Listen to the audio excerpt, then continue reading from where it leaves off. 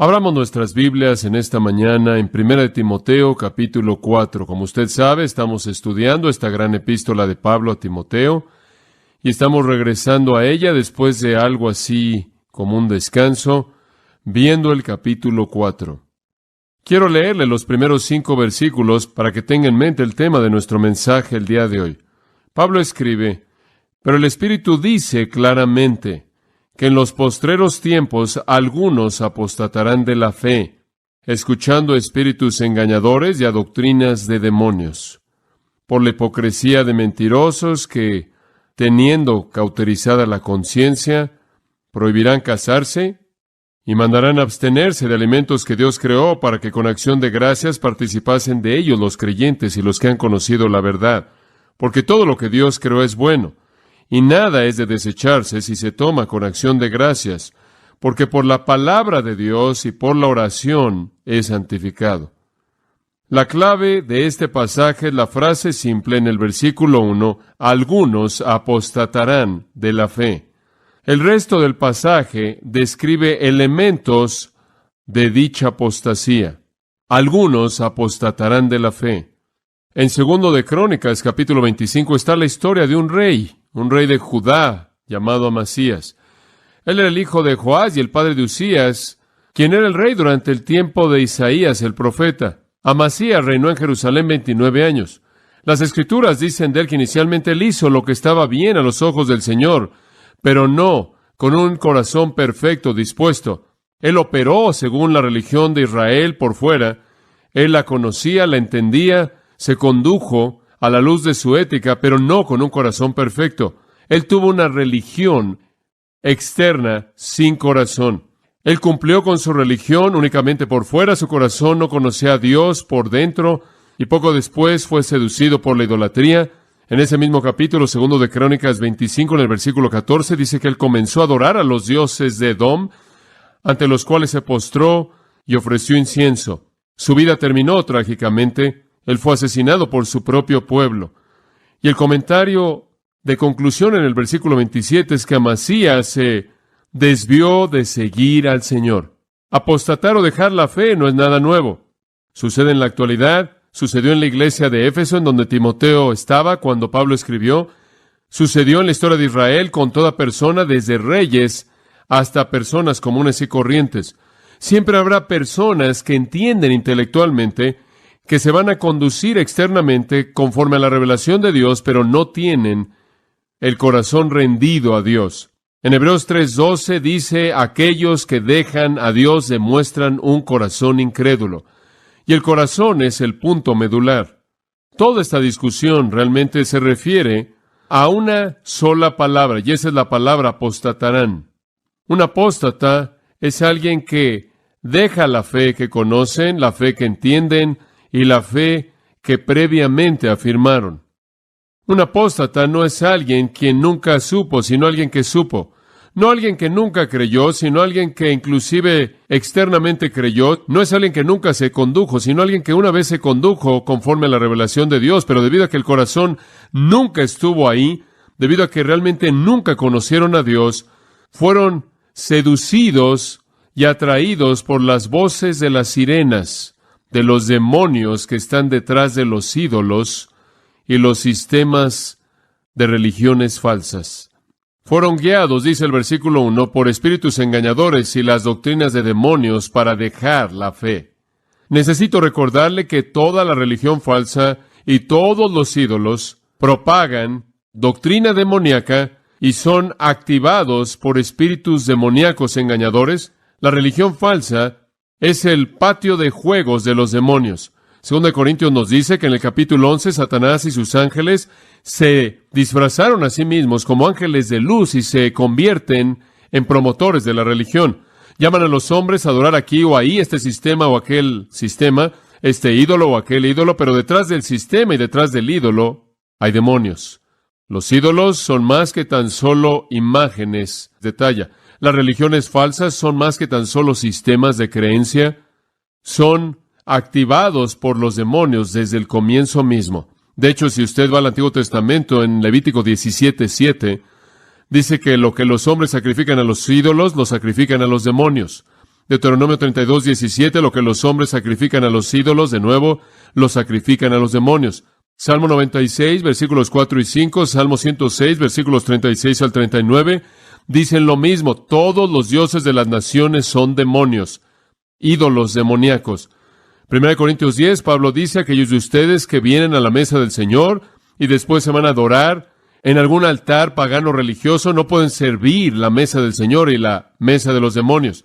Los sistemas religiosos falsos y todos los ídolos son simplemente puntos focales para la actividad demoníaca, para que los espíritus engañadores mentirosos promuevan las doctrinas del infierno. Usted no puede ser ingenuo al comprender este hecho. Usted no puede imaginar por un momento que un ídolo es simplemente lo que parece ser en la superficie, o que una religión falsa es simplemente la colección de ideas que parece no tener entendimiento, y que detrás de ello está una dinámica que energiza, producida por los ángeles caídos y un sistema satánico de espíritus, quienes mediante ese medio están engañando a la gente y alejando a la gente de la verdad al infierno eterno. La apostasía es seducción demoníaca, la adoración de ídolos es adoración de demonios, y los falsos maestros son agentes de demonios.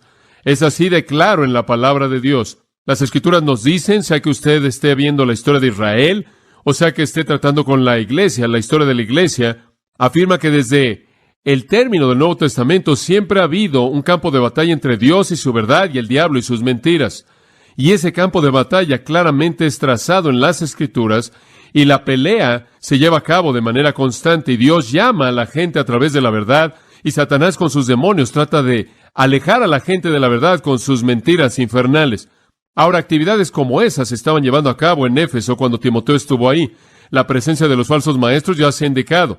Allá atrás en el capítulo 1, recuerden los versículos 3 al 7, donde él discute el hecho de que habían algunos enseñando doctrina diferente, fábulas, genealogías interminables, estaban tratando con preguntas que no edificaban, pensaban que eran maestros y deseaban ser maestros de la ley, pero no entendían nada de lo que estaban diciendo. Los versículos 18 al 20 nos dicen que eran apóstatas, habían naufragado en cuanto a la fe, se habían alejado de la verdad y deberían ser entregados a Satanás para aprender a no blasfemar así. Entonces, desde el principio mismo de esta epístola, Pablo presenta a los falsos maestros. Después de tratar en los capítulos 2 y 3 con algunas de las ramificaciones de su enseñanza falsa, en el orden de la iglesia en relación con las mujeres y los hombres y los líderes de la iglesia, él entonces regresa al asunto de los falsos maestros mismos en el capítulo 4. Él, como dije, ha hablado de su enseñanza y sus implicaciones en los capítulos 2 y 3, ha llamado liderazgo apropiado a funciones apropiadas en la iglesia y ahora regresa a hablar de este asunto de la enseñanza falsa. Y necesito recordarle que las Escrituras, de nuevo, están repletas de este asunto de la enseñanza falsa y siempre hay un llamado para que la iglesia enfrente con esto. No es algo popular, en el nombre del amor todo el mundo quiere olvidar los desacuerdos, y cuando usted habla de manera fuerte y de manera frontal en contra de la falsa enseñanza, con mucha frecuencia es criticado. Yo sé que eso me pasa de manera frecuente, no obstante, hay un mandato bíblico y hay una causa eterna para las almas de los hombres que nos lleva a enfrentar la falsa enseñanza como tal. Las líneas de batalla están trazadas, fueron trazadas en Israel, fueron trazadas en la primera iglesia y deben ser trazadas en la actualidad. Y nosotros como Timoteo debemos ser advertidos e instruidos para saber cómo entender lo que hay detrás de la enseñanza falsa, esa actividad demoníaca. Eso es muy claro. Usted recordará que en el capítulo 3 cerró con una mención de la verdad. Versículo 15, la iglesia es columna y baluarte de la verdad. Versículo 16, Cristo, el misterio de la piedad, Dios encarnado, la encarnación de la verdad misma. Y conforme Pablo ha hablado de la verdad en la iglesia y la verdad en Cristo, él piensa inmediatamente del contraataque mentiroso en contra de esa verdad. Y entonces, en el capítulo 4, comienza una discusión de la fuerza demoníaca que viene en contra de la verdad. Él todavía está hablando de la función de Timoteo en la iglesia con los errores que está enfrentando y cómo deben ser corregidos. Los primeros 5 versículos del capítulo 4, él presenta esta apostasía, y después de los versículos 6 al 16, él le dice a Timoteo cómo ser el tipo de hombre que necesita ser para enfrentarlo, cómo tener la fuerza para contraatacar los ataques de Satanás. Ahora, como dije, el tema del versículo es esta pequeña frase: algunos apostatarán de la fe. Algunos, no todos, pero algunos, como Judas, como Demas, como los discípulos de Juan 6, que ya no andaban con Cristo. Habrán algunos, dice él, quienes Y él usa el verbo afistemi, lo cual nos da la palabra apóstata. Esta forma del verbo es apostasonti y significa dejar, quitarse a sí mismo de la posición que usted ocupaba originalmente a otro lugar. Esta es una partida deliberada, intencional de una posición anterior. No está hablando de una caída no intencional, no está hablando de que alguien está luchando con la duda. Es alguien quien deliberadamente se aleja de la verdad que una vez afirmó para buscar otra enseñanza. Abandonar una fe que una vez afirmó. Algunos harán eso, dice él. Algunos lo harán. El término la fe significa doctrina cristiana. No fe en el sentido de creencia cristiana, sino la fe en el sentido del contenido de lo que creemos. Algunos dejarán, abandonarán o apostatarán la fe verdadera, la fe, Judas 3:6, una vez dada a los santos, el contenido de las Sagradas Escrituras.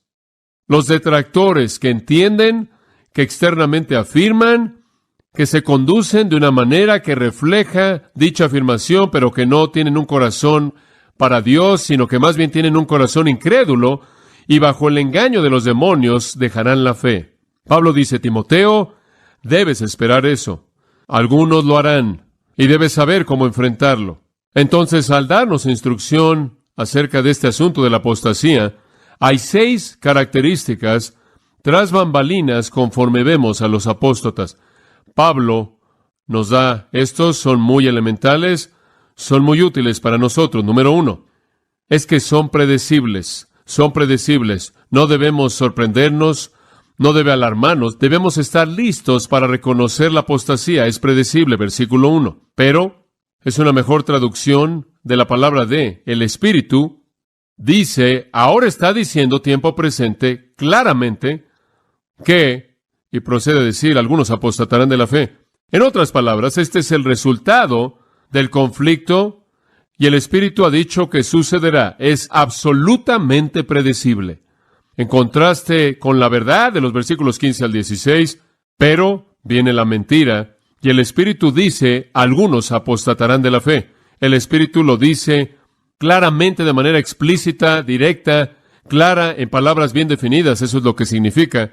Y él ahora está diciendo en tiempo presente, el Espíritu en este momento más de una vez está diciendo explícitamente que la gente dejará la fe. Ahora, esta es una manera de referirse a la revelación divina. Esto no es nada nuevo. El Espíritu Santo ha estado diciendo esto desde que el Espíritu comenzó a dar las Escrituras en el Antiguo Testamento. Hay exhortaciones en el Antiguo Testamento acerca de la apostasía. Hay advertencias en el Antiguo Testamento acerca de personas que dejarían la fe, acerca de que todo Israel no sería el verdadero Israel, no todos los judíos serían judíos genuinos que realmente creerían. Algunos de ellos tendrían corazones incircuncisos, aunque se habrían circuncidado a sí mismos por fuera. El Espíritu a lo largo de todos los siglos de la historia redentora ha dicho que habrían personas que dejarían la fe. Habrían rebeldes dentro del campamento de Israel. El profeta habló de esto, Daniel habló de esto, Ezequiel habló de esto. No fue un tema raro en absoluto, más bien de manera distintiva y explícita, el Espíritu ha hecho predicciones como estas. De hecho, inclusive llegamos al Nuevo Testamento y vemos cuántos dejaron la fe, como el Señor advirtió que harían eso. En Mateo 24, muchos falsos cristos, muchos falsos profetas vendrían, engañarán a muchos y muchos abandonarán la fe. Marcos 13:22 dice básicamente lo mismo. Dejarían la fe. Las Escrituras nos indican en 2 de Tesalonicenses 2 que antes de la venida de Cristo en gloria, habría una partida masiva de la fe. En 2 de Pedro, en los postreros días vendrán burladores abandonando la fe. Judas 18, lo mismo. 1 de Juan 2, el anticristo vendrá y como resultado habrán personas que saldrán de nosotros, revelarán que nunca fueron de nosotros, pero dejarán la fe. En 1 de Juan, de nuevo en el capítulo 4, hay una mención muy directa de que hay falsos profetas que salieron al mundo y saldrán al mundo y van a hacer que almas sean desviadas. Entonces el Espíritu ha dicho de manera expresa, explícita, una y otra vez esto. Y el tiempo presente está hablando ahora. Significa que lo que él está diciendo en este momento es parte de la continuación de esa revelación del Espíritu Santo. Necesito añadir como comentario al margen que toda la revelación bíblica viene del Espíritu Santo. Los hombres santos de Dios hablaron conforme fueron movidos por el Espíritu Santo. Así es como las Escrituras fueron escritas, 2 de Pedro 1:21. Todas las Escrituras vienen por la inspiración de Dios a través de su Espíritu. Entonces, a lo que él se refiere cuando dice el Espíritu está hablando ahora, son las Escrituras. El hablado, él está hablando ahora a través de este versículo aquí, conforme Pablo lo escribe. La palabra misma del Espíritu Santo viene. El flujo de la revelación del Espíritu Santo acerca de la apostasía está fluyendo a Pablo en este momento mismo. Ahora, Pablo sabía que esto iba a pasar en Éfeso porque el Espíritu Santo se lo había dicho antes. Allá atrás, en Hechos 20, mucho antes de este acontecimiento, la escritura de esta epístola a Timoteo, cuando él se reunió con los ancianos efesios en el versículo 29, él dijo, porque yo sé que después de mi partida entrarán en medio de vosotros lobos rapaces, y hombres perversos se levantarán de entre vosotros, y engañarán a muchos y los desviarán. El Espíritu le había dicho eso años antes, en la inspiración de ese momento mismo registrado en Hechos capítulo 20. Entonces el Espíritu lo había dicho de manera clara, es inevitable, es predecible. Habrán personas que dejarán la fe. Entonces no nos sorprende eso. Habrán aquellos quienes responderán de manera momentánea como la semilla que cayó en el suelo rocoso, pero no tienen raíz, no hay vida real, no hay unión real con Dios y mueren. Aquellos que son ahogados por las preocupaciones de este mundo y el amor de las riquezas. Habrán esas personas que estarán por un tiempo, pero cuando su corazón no está entregado a Dios, son engañados por espíritus demoníacos, promoviendo su verdad a través de agentes humanos que conocemos como falsos maestros. Entonces es predecible. En segundo lugar, al entender a los apóstatas, tenemos que ver su cronología. ¿Cuándo sucederá esto? Él dice en el versículo 1, en los postreros tiempos, en épocas postreras. ¿Cuándo es esto? ¿Es esto en el futuro? ¿Cuándo son los tiempos postreros? Bueno, únicamente necesitamos reflexionar en las Escrituras para responder esa pregunta. 1 Juan 2:18 lo dice de la manera más simple que un versículo lo puede decir. Hijitos míos, este es el tiempo postrero, hijitos míos, este es el tiempo postrero. 1 Pedro 1:20, hablando de Cristo, dice, Él fue manifestado en estos postreros tiempos. En Hebreos 1:2, Dios en estos postreros días nos ha hablado por el Hijo. Hebreos 9:26, Cristo apareció una vez al final del siglo para quitar el pecado. Todos estos versículos nos dicen que los tiempos postreros son los tiempos después de que Cristo vino en su primera venida. Cuando Cristo vino, Él comenzó los tiempos postreros, la era mesiánica. La era mesiánica comienza con la venida de Jesucristo. Entonces, ahora estamos viviendo en los tiempos postreros, entre su primera venida y su segunda venida, cuando Él establezca su gloria en la tierra, y después al reino eterno. Todo eso son los tiempos postreros. Estamos viviendo entonces en los postreros tiempos. Hijitos míos, son ahora los tiempos postreros. Es el tiempo del Mesías. Él ya vino. Él ahora está edificando su reino en los corazones de hombres y regresará a establecerlo sobre la tierra y después a lo largo de la eternidad. Estamos viviendo en los postreros tiempos. Entonces, ¿cuál es la cronología de la apostasía? Es ahora, en esta dispensación, que la apostasía se establecerá a sí misma. Entonces la esperamos, es predecible, es para esta época, hasta que Jesús regrese a juzgar y reinar y establecer su reino. En tercer lugar, aprendemos otra cosa acerca de los apóstatas, su fuente. Ya hemos hecho referencia a esto, veámosla con mayor detalle. Hay apóstatas durante esta dispensación, conforme el Espíritu lo ha predicho, porque escucharán a espíritus engañadores y a doctrinas de demonios. La fuente, ahora escuche esto, la fuente de la apostasía es demoníaca, es sobrenatural. Pablo lo dijo en Efesios 6, no tenemos lucha contra ¿qué? Sangre y carne, sino contra principados y potestades y los gobernadores de las tinieblas de este siglo, huestes espirituales de maldad en las regiones celestes, espíritus demoníacos sobrenaturales. ¿Y qué le sucede a estas personas que tienen un corazón incrédulo, como Hebreos 3:12 lo describe, que dejan al Dios vivo? Es que ese corazón incrédulo, aunque hay una fachada de religión, es alejado y seducido, engañado por espíritus demoníacos. No puede ser atraído por el Espíritu de Dios. Es un corazón incrédulo, no es un corazón que oye al Espíritu, es un corazón que oye al príncipe de la potestad del aire, conforme sus voces de sirenas son mediadas a través de espíritus demoníacos. Ahora el término escuchando es una palabra muy fuerte, no significa tan solo escuchar. También es usada en el capítulo 1, versículo 4. Significa más que prestar atención, significa afirmar, significa entregarse a algo, apegarse a algo, aferrarse a una persona o cosa. Es un verbo en tiempo presente. En este caso, tiene la idea de aferrarse de manera continua al engaño de los espíritus y las doctrinas que ellos promueven. ¡Qué afirmación! ¡Qué afirmación! Aquí hay una persona expuesta a la verdad cristiana, aquí hay una persona que entiende el Evangelio intelectualmente, aquí está la persona que de una u otra manera afirma una confianza en eso, una persona que externamente se identifica con la fe cristiana, pero debido a que su corazón no es verdaderamente de Dios, él es engañado por los espíritus engañadores que promueven sus doctrinas, originándose en el infierno. Él deja la verdad y se vuelve a las mentiras del diablo y es alejado de la fe verdadera y es llevado a la condenación eterna. Y debemos esperarlo, es predecible en nuestro propio tiempo. Ahora, quisiera añadir algo que quiero que entienda. Cuando la gente se aleja de la verdad, escucho esto con tanta frecuencia con padres que dicen, usted sabe, nuestro hijo fue criado en un hogar cristiano y se fue a la universidad y lo que sea y fueron engañados y se desviaron y ahora niegan la fe de manera total, etcétera. Quiero que entienda que no fueron la víctima de algún profesor erudito, educado, con autoridad. No lo fueron. No son la víctima de algún líder religioso bien intencionado, quien está un poco desviado en su doctrina. No son la víctima de algún escritor inteligente que ha promovido alguna verdad falsa de una manera muy inteligente en un libro. Son las víctimas de espíritus demoníacos. Han sido engañados desde el foso del infierno mismo. Eso lo debe entender. Y cuando usted está jugando con las mentiras y la religión falsa, no está tan solo jugando con algo que es meramente una aberración humana, está jugando con enseñanza demoníaca y los espíritus engañadores que vienen de Satanás mismo. Como resultado de eso, debemos ser inmensamente cuidadosos antes de que nos expongamos a nosotros mismos o a alguien que amamos a cualquier enseñanza falsa. Esa es la razón por la que en 2 de Juan usted tiene esa advertencia tremenda que dice, de hecho, van a venir falsos maestros, eso lo sabemos, es inevitable. Muchos engañadores han entrado al mundo, dice él.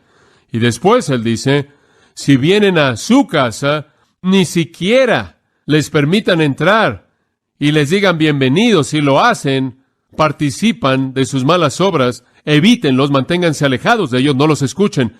Cada vez que usted se acerca a alguien que está bajo su enseñanza, Judas dice, arrebátalos como arrebatarías una rama del fuego y asegúrate de que no te quemes. En Deuteronomio 13 tenemos una advertencia que es muy, muy directa.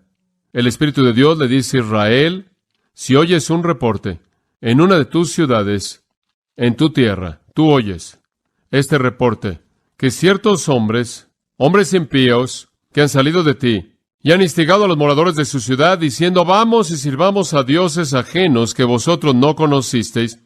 Si estás en una ciudad y hay ciertos hombres apóstatas en esa ciudad que están alejando a ciertas personas de su creencia en Dios y llevándolas a la idolatría, después él dice, tú inquirirás y buscarás y preguntarás con diligencia, en otras palabras, asegúrate de que es verdad.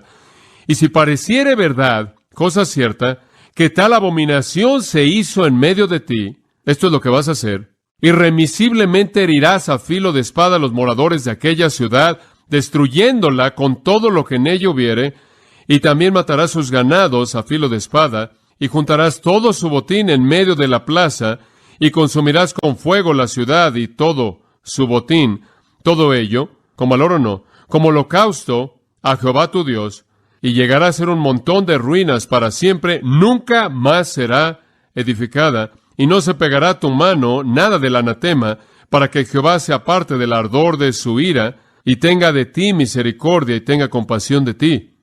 Y ahora usted entiende la idea de que Dios toma en serio las doctrinas de demonios. Quemen la ciudad después de que has matado a toda persona en ella, quema todo lo que hay en ella después de que hayas matado a todos los animales en ella, de tal manera que no sea nada más que un montón y nunca vuelva a ser edificada. ¿Por qué? Dios está dando una lección objetiva monstruosa de cómo Él se siente acerca de las doctrinas de los demonios y espíritus engañadores. Debe ser destruida en los términos más amplios. Ahora observe esa pequeña frase, espíritus engañadores. Esto se refiere a la fuente de estos errores, herejías, doctrinas falsas. seres espirituales demoníacos, sobrenaturales, que son ángeles caídos. La palabra engañadores viene de una palabra de la cual obtenemos nuestra palabra planeta. Esa es la idea de estar desviado.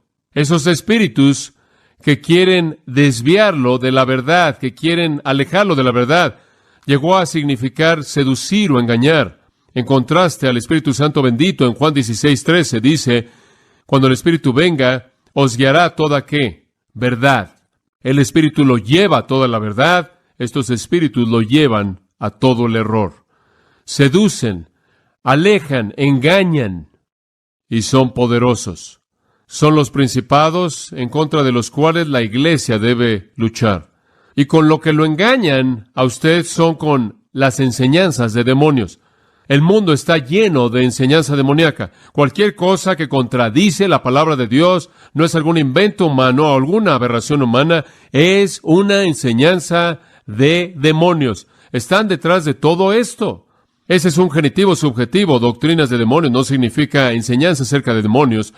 Significa enseñanza diseñada por demonios. La historia de espíritus engañadores puede remontarse al huerto en donde el primer demonio, el demonio mismo, con D mayúscula, Satanás, engañó a Eva con su implicación engañosa de que ella podría estar perdiendo lo mejor que Dios tenía a no poder comer del árbol en el huerto. Él engañó a Eva.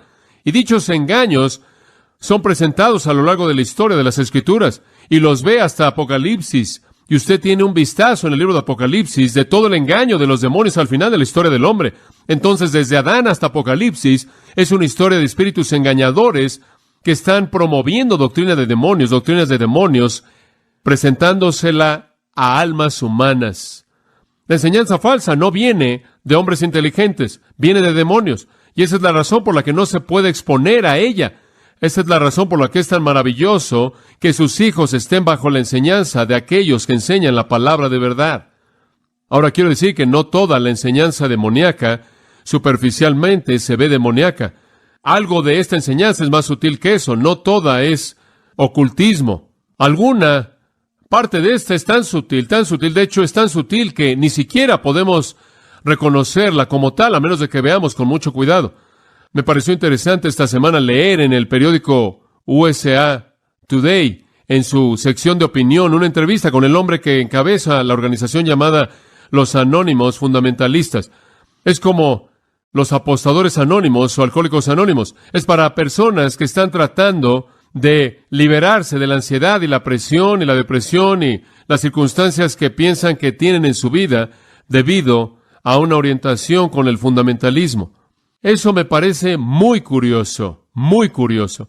El hombre que la encabeza dice que él es un cristiano y ahora es miembro de una iglesia bautista americana, estadounidense, y él no está diciendo en absoluto que ha dejado la fe. Tuve dos pensamientos acerca de los fundamentalistas anónimos. Uno era, por cierto, 22,000 personas de una u otra manera han hecho contacto con esa organización queriendo dejar el fundamentalismo u obtener algo de ayuda. Y lo que pensé es lo sutil que es Satanás, que hay algunas personas que quieren salir de lo que se llama fundamentalismo cuando realmente nunca han entendido la verdad fundamental de la palabra de Dios.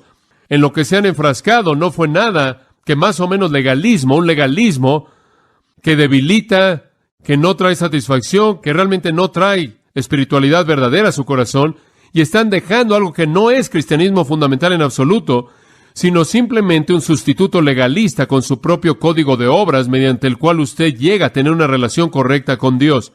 Por otro lado, probablemente algunas personas entre las 22,000 genuinamente están escapando de la fe verdadera. Para ellas debería haber otra organización llamada Apóstatas Anónimos, porque realmente están dejando la fe. Las dos no son lo mismo. Algunas personas están dejando lo que no era la fe, sino un sustituto legalista. Algunas personas están dejando la fe verdadera. Y como dije, no es popular señalar estas cosas. No es popular exponer el error, exponer la herejía, pero muchas personas están jugando de manera necia con las sutilezas de la doctrina satánica. Van a ser engañados y se van a desviar de la verdad a menos de que las cosas sean señaladas como lo son. Es predecible que la gente va a dejar la fe. Lo van a hacer en esta dispensación y lo van a hacer bajo el poder de fuentes demoníacas. Y cuando usted se expone a sí mismo, a sus amigos, a sus hijos, o a quien sea mentiras, a enseñanza equivocada, a religión falsa. Usted los está colocando en el ambiente en donde los demonios están engañando. Número 4. También debemos reconocer no solo la fuente, sino los maestros. Esto es llevado a cabo a través de agentes humanos. Aunque la fuente es sobrenatural, los medios son naturales. La fuente es sobrenatural, los medios son naturales. El engaño ocurre a nivel humano. Y el versículo 2 dice, estos espíritus engañadores que están promoviendo sus doctrinas demoníacas, usan, y aquí hay dos sustantivos en el griego, usan a oradores hipócritas mentirosos. Esa es la mejor manera de traducir eso. Usan a hombres que son hipócritas, que hablan mentiras. Parecen ser religiosos, parecen ser predicadores o sacerdotes o líderes religiosos de un tipo u otro. Pueden ser buenos por fuera, pueden ser muy religiosos en su apariencia, pueden ser muy devotos, pueden usar túnicas, pueden tener cuentas, pueden usar cuello blanco, pueden parecer ser puros en sus motivos, pueden verse por fuera como que quieren ayudar a los hombres y mujeres y ayudarlos en sus esfuerzos religiosos. Me pareció interesante recientemente leer acerca del obispo en Sudáfrica que le dijo al presidente que se fuera al infierno. Me pareció curioso que eso parece ser más bien el mensaje opuesto de alguien que está en el ministerio. Pensé que nuestro mensaje consistía en hablarle a la gente de cómo ir al cielo, pero no estoy seguro de cuál es la fuente de su mensaje, entonces no sé qué puedo decir por ese hombre. Usted podría parecer religioso, la fachada podría ser una fachada de religiosidad, pero la verdad es que las fuentes demoníacas no vienen sin máscaras, y se enmascaran, y su rostro demoníaco con una máscara de religión, inevitablemente lo hacen. Y encuentran a oradores hipócritas mentirosos, aquellos que son hipócritas en el sentido de que pretenden la religión que no poseen, pretenden exaltar a Dios, a quien no exaltan en absoluto, sino más bien a Satanás exaltan. Son engañadores y mentirosos que vienen enmascarados en atuendo religioso, en sus trajes religiosos, lo que sea. Algunas veces llevan una Biblia, algunas veces un libro de oración, pero siempre usan una máscara.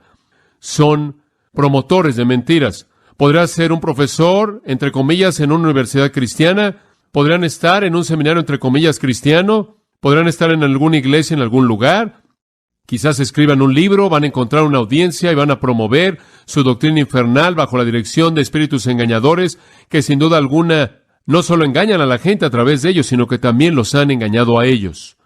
Son los promotores de la doctrina de demonios. La fuente es demoníaca, los medios son humanos. Y esa es la razón por la que la Biblia nos advierte no solo acerca de la doctrina del diablo, sino también acerca de los falsos maestros humanos. Además, él dice acerca de ellos que parecen poder hacer lo que hacen sin problema alguno. Su conciencia está cauterizada. Ahora, algunos creen que eso hace referencia al hecho de que los esclavos en esa cultura tenían la marca de su amo en su frente, y eso está diciendo que tienen la marca del diablo, que pertenecen al diablo. No son demonios, sino que son los agentes del diablo. Ese podría ser el significado, pero creo que es mejor aquí en este contexto verlo no como la marca del diablo en su cabeza, aunque eso definitivamente es verdad, sino ver eso como una explicación de cómo pueden continuar con esta hipocresía día tras día, mes tras mes y año tras año, y es debido a que su conciencia ha sido cauterizada. No su frente, sino su conciencia, y él es muy cuidadoso en usar la palabra conciencia, lo cual significa su sensibilidad a lo que está bien y lo que está mal, su sensibilidad a la verdad y a la integridad, ha sido cauterizada al punto que ya no funciona. La conciencia es la herramienta que envía impulsos para afirmar o condenar una acción y de esta manera controlar la conducta. Permítame repetir eso. La conciencia es la herramienta que envía impulsos para afirmar o condenar cierta acción y de esta manera controlar la conducta. Pero esos hipócritas, esos maestros enmascarados de doctrina demoníaca, esos promotores de las mentiras del infierno, ya no tienen conciencia. La conciencia de ellos se ha convertido en tejido que está cauterizado y ya no sienten nada. Los nervios están muertos, están quemados. De hecho, el término cauterizada o quemada es el término médico-técnico usado por Hipócrates, que ahora llamamos cauterizar. Es el verbo causteriazo y significa cauterizar, quemar, dejar una cicatriz o cicatrizar. Han sido cicatrizados al punto en donde pueden continuar con su mentira y su hipocresía sin problema alguno. Si hay una cosa que quizás me molesta más que cualquier otra cosa en mi propio ministerio, es el temor que pueda yo estar hablando algo que no es la verdad de Dios. Eso me preocupa mucho. Oro regularmente que cada vez que estoy en el lugar de enseñar la palabra de Dios, nunca diga algo que no es verdad. Eso es algo que mi conciencia me golpea todo el tiempo. ¿Estás seguro? En mi estudio largo, después de que he terminado un sermón, puedo pasar horas, puedo pasar un día entero escarbando algo que ya preparé porque está el pensamiento que flota de que algo esté mal. Quizás no lo entendí correctamente. Mi conciencia demanda que yo trate la verdad como verdad porque es la verdad de Dios. Sin embargo, hay algunos que pueden predicar y enseñar y promover su religión y hacer cosas que hacen y nunca parece molestarles el hecho de que puedan ser mentiras del infierno porque su conciencia está siendo ignorada de manera constante y ha sido tan abusada, tan abusada. Ellos mismos, en el acto radical de la apostasía, han cicatrizado su propia conciencia y con una conciencia cicatrizada no sienten nada conforme promueven sus mentiras. Entonces, ¿son predecibles? ¿Son para esta dispensación los apóstatas? Debemos esperarlos. Su fuente es demoníaca, sus maestros son humanos.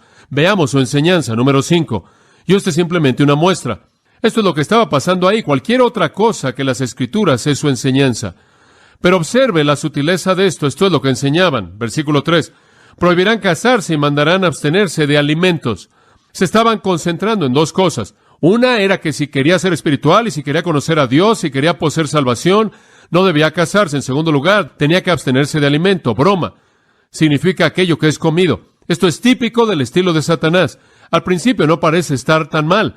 Bueno, si quiere ser soltero, sea soltero. Ser soltero no parece ser algo serio. De hecho, 1 Corintios 7 honra la soltería.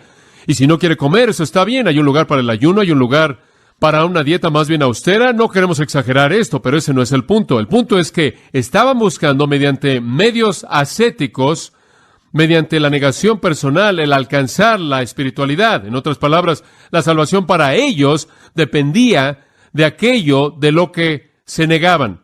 Esto es típico de todas las religiones falsas. Inventan medios humanos mediante los cuales usted llega a ser salvo, sea por cosas que usted hace o por cosas que ¿qué? No hace. Eso es típico de toda la religión del mérito humano. Inicialmente se ve muy sutil. Pero la negación de uno mismo a nivel físico fue el medio supuesto de la verdadera santidad, la verdadera santificación. Los escenos creyeron esto, fueron una secta judía que apareció en Palestina desde el 166 a.C., viviendo en una comunidad ahí junto al Mar Muerto. Es muy probable que estuvieron involucrados en la escritura de los rollos del Mar Muerto, esos rollos que fueron encontrados junto a su comunidad. Tenían un estilo de vida ascético, se negaban a sí mismos todo, de hecho, se negaban a sí mismos el matrimonio. Todos los escenos, excepto un grupo, nunca se casaron y claro, murieron. Esa es una manera de terminar con su movimiento. Ellos también tuvieron abstinencias alimenticias especiales a las cuales se adhirieron y quizás estuvieron detrás de esta influencia en Éfeso. Quizás hubo una influencia escena aquí, que la santidad venía a través de negarse a uno mismo. También estuvieron los principios de lo que ahora llamamos el dualismo filosófico. El filósofo dijo, el espíritu es bueno y toda la materia es mala. Ustedes han oído de eso. Cualquier cosa que sea tangible, que se pueda palpar de manera objetiva es mala. Cualquier cosa que sea intocable, espiritual, pensamiento, idea, cualquier ideal es bueno. Y entonces se negaban a sí mismo esas cosas malas tangibles como relaciones matrimoniales y alimentos y ciertas cosas, creyendo que dicha abstinencia los colocaba en el lugar de agradar a las deidades y a los dioses de su propio mundo griego. Ahora, quizás el pensamiento griego los había influenciado. Quizás el pensamiento griego fue lo que influenció a los corintios y llegó a afectarlos tanto acerca del matrimonio que tuvieron que ser corregidos en el capítulo 7 de Primera de Corintios. Quizás fue que inclusive los confundió acerca de la resurrección del cuerpo debido a la perspectiva ascética, la perspectiva dualista filosófica, que no quería resurrección del cuerpo debido a que todo de cualquier manera era malo. Entonces se había infiltrado en la vida de la iglesia tanto el dualismo filosófico como el ascetismo esceno. Y hubieron algunos de ellos que ahora estaban diciendo, la verdadera espiritualidad es alcanzada por lo que hacemos o por lo que no hacemos, lo que aceptamos o por aquello de lo que nos negamos a nosotros mismos. Ese tipo de externalismo es típico de toda la religión falsa satánica. No me importa la que sea. Usted puede ir del animismo menos sofisticado de gente en tribus que creen que pacifican o apaciguan a los dioses mediante las funciones religiosas, al encender fuegos, al quemar incienso, al construir altares, al hacer esto o aquello, hasta el alto nivel de sofisticación de la Iglesia Católica Romana, que cree que la verdadera espiritualidad y la santidad son adquiridas por aquellos que se abstienen del matrimonio, que se abstienen de comer carne el viernes y demás, el celibato del sacerdocio, el celibato de las monjas en los conventos, todo eso, hasta cualquier tipo de abstenerse de cualquier tipo de satisfacción en una tribu animista. Todas son la misma religión de demonios, todo es lo mismo.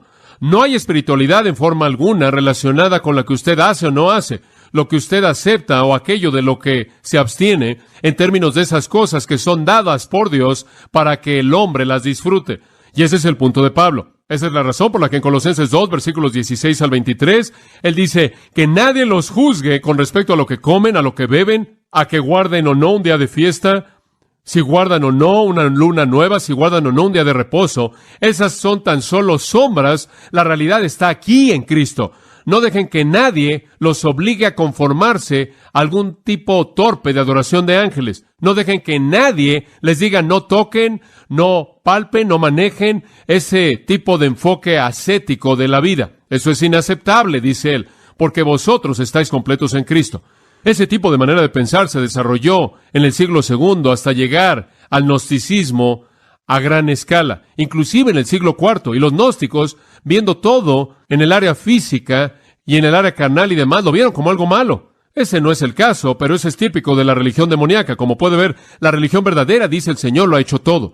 La religión falsa dice tenemos que hacerlo mediante la negación de nosotros mismos, evitar el satisfacer algún deseo de algo o de aquello. Entonces su enseñanza aquí siempre será la misma. Será que el hombre alcanza la espiritualidad mediante sus propios esfuerzos. Eso nos lleva, en sexto lugar, a su error. ¿Cuál es el error de dicha apostasía, de dicha enseñanza falsa?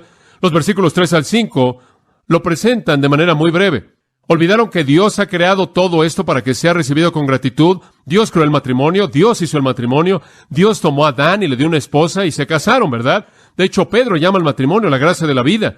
Y Dios hizo todos los alimentos. De hecho, cuando Dios hizo todo, Él lo vio en Génesis y lo vio y dijo, es que es bueno, es bueno. ¿Cómo puede usted negarle a los hombres lo que Dios ha creado para que sea recibido con acción de gracias por aquellos que creen y conocen la verdad? Dice usted, bueno, espera un momento, ¿es tan solo para los creyentes? No, pero es primordialmente para los creyentes. Dios diseñó el matrimonio para todos los hombres.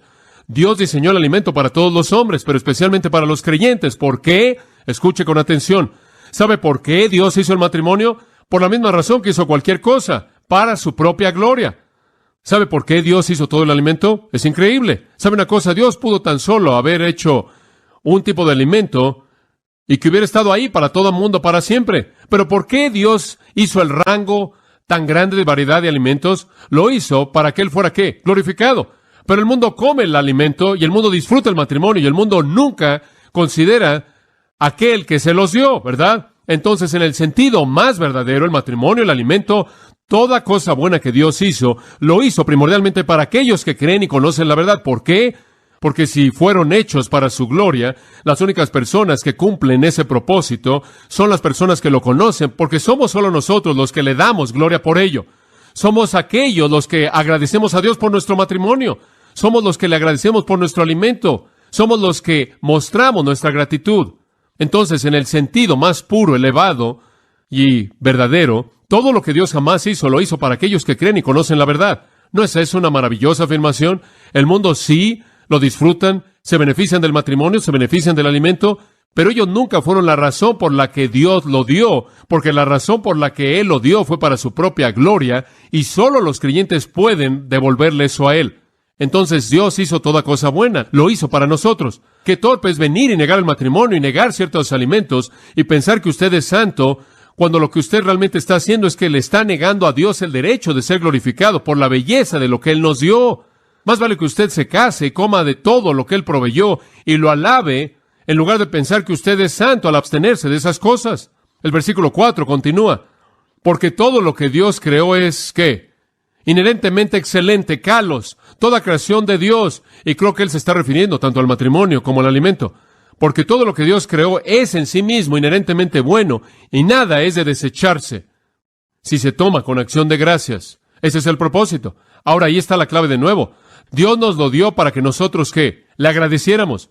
Esa es la razón por la que es primordialmente para creyentes, porque los creyentes son los únicos que le agradecen. Entonces, cuando usted lo recibe y le agradece, usted cumple su propósito. Usted cumple su propósito. Tómelo y dele gracias a Dios. Entonces, el primer error de los apóstatas y su enseñanza falsa fue el no agradecer y alabar a Dios por lo que Él hizo. El segundo error fue no entender que todo lo que Él hizo es bueno, no malo. Y el tercer error fue el no creer lo que la palabra dice, porque dice que es bueno. Dios dijo que es bueno. Génesis 1, 28 y 29 es bueno. Y el versículo 5 dice, es santificado o apartado por la palabra de Dios. Eso se refiere al Evangelio de Jesucristo en las epístolas pastorales. Esa frase es usada 1, 2, 3, 4, 5, 6. Esta quizás sería la séptima vez en total, y siempre se refiere al mensaje de salvación. A través del mensaje de salvación, aquellos de nosotros que hemos llegado a conocer al Señor, hemos llegado a conocer la verdad en Cristo, hemos llegado a conocer que Cristo ha abolido todas las leyes alimenticias, todas las leyes de dieta. El Evangelio ha terminado con todas esas restricciones de dieta. Fueron dadas únicamente por un tiempo breve en la historia de Israel para desarrollar su facultad moral de discernimiento y para enseñarles a entender la verdad de la separación. Pero una vez que Cristo vino, fueron hechas a un lado. Tuvieron un propósito limitado nacional. Volverlas a imponer es manufacturar un sistema de justicia por obras que deshonra a Dios al decir que Él creó algo malo cuando Él no lo hizo. Y entonces, si entendemos que la palabra de Dios en el Evangelio nos ha liberado de las leyes alimenticias y si en la oración le ofrecemos a Dios gratitud, entonces podemos recibir todos sus regalos buenos. ¿Se da cuenta? El celibato obligatorio, la abstinencia de ciertos alimentos es enseñanza demoníaca. Niega la creación de Dios, niega el deseo de Dios para que sea agradecido y sea alabado. Niega la palabra de Dios revelada en el Evangelio de Cristo, lo cual hace a un lado cualquier restricción. La negación externa de uno mismo es un error severo que viene de los demonios. Entonces se nos enseña a entender el error de los apóstatas, pensando que agradan a Dios por lo que muestran en la carne, como los fariseos.